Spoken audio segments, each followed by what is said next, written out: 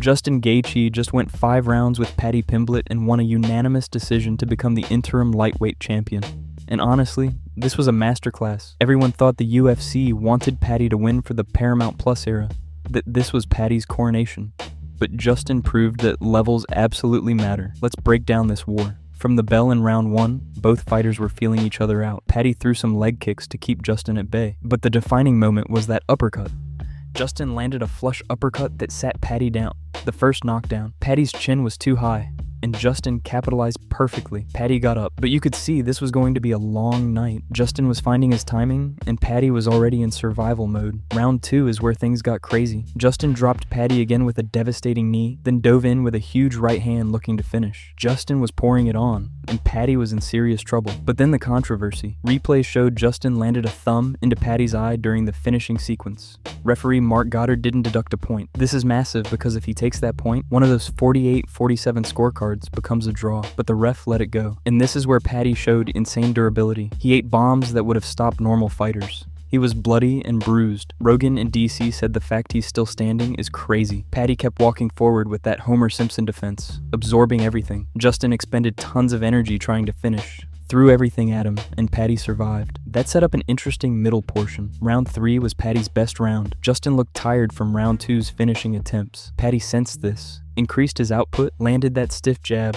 threw front kicks to the body, and backed Justin up. Paddy won this round on volume and activity. He even started taunting, getting his confidence back. He clearly won that round, preventing the shutout and showing he has that dog in him. He was dragging Justin into deep waters like he promised. Round 4 is where veteran experience showed. Justin made the adjustment, stopped headhunting, and went to the body. Smart move. Lower the guard, then go back upstairs. It worked. Justin landed heavy shots that hurt Paddy badly. Then the critical part. Paddy, desperate, tried to wrestle. He shot for takedowns trying to get this to the ground where he's dangerous. But Justin's wrestling showed up. His elite takedown defense held firm. He stuffed Paddy's shots, refused to engage in scrambles, and forced Paddy to stand and trade. This neutralized Paddy's submission game completely. Paddy's path to victory was getting this to the ground and catching Justin in a scramble. It never happened. Justin's wrestling was too good. Once Paddy realized he couldn't get the takedown, you could see the fight slipping away. Round 5 was a war. Both guys came out swinging.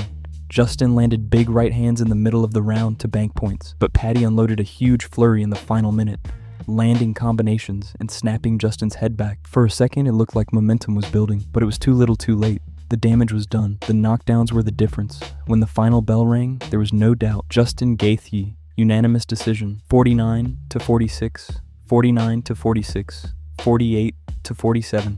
New interim lightweight champion. What made the difference? Justin's power versus Paddy's high chin resulted in multiple knockdowns. That was clear on the scorecards. Justin's takedown defense shut down Paddy's grappling, sealing off Paddy's path to victory. The experience gap showed. Justin made adjustments, went to the body when headhunting didn't work, and fought a smart veteran fight. But credit to Paddy. His durability is unreal. His chin held up against massive power that would have stopped most fighters. His heart was on full display. He never quit, kept coming forward, and made this competitive in rounds 3 and 5. Now the controversy.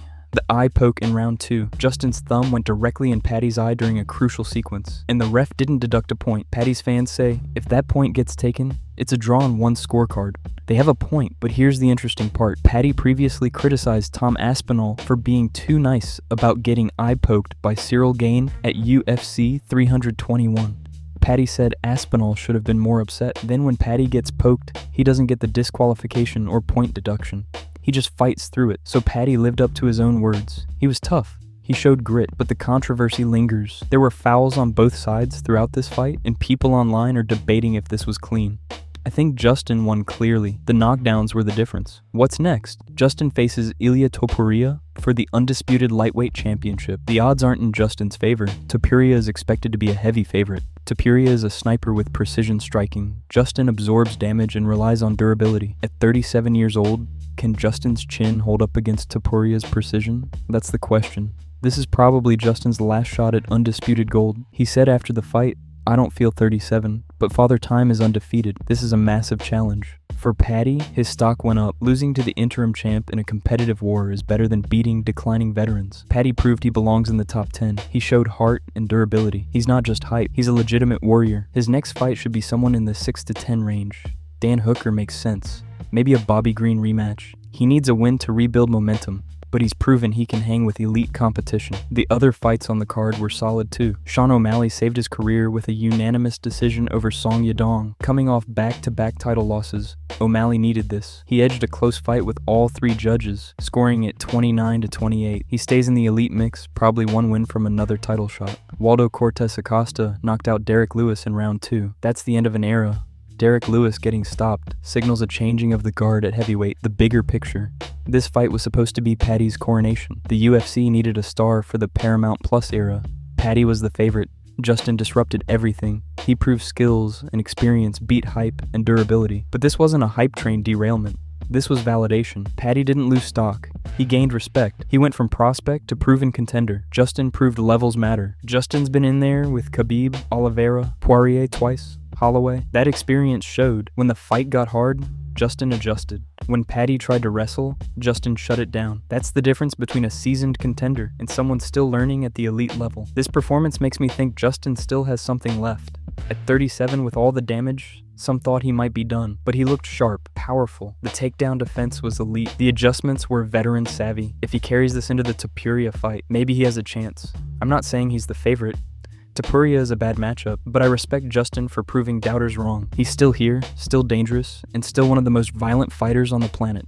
This fight delivered everything: violence, drama, controversy, and a clear answer to who the better fighter is. Justin Gaethje is your interim lightweight champion, and Paddy Pimblett proved he's not just hype. Both guys won in different ways, but on this night, experience and power prevailed over youth and durability. As Justin said after the fight, Scousers do not get knocked out, and he's absolutely right.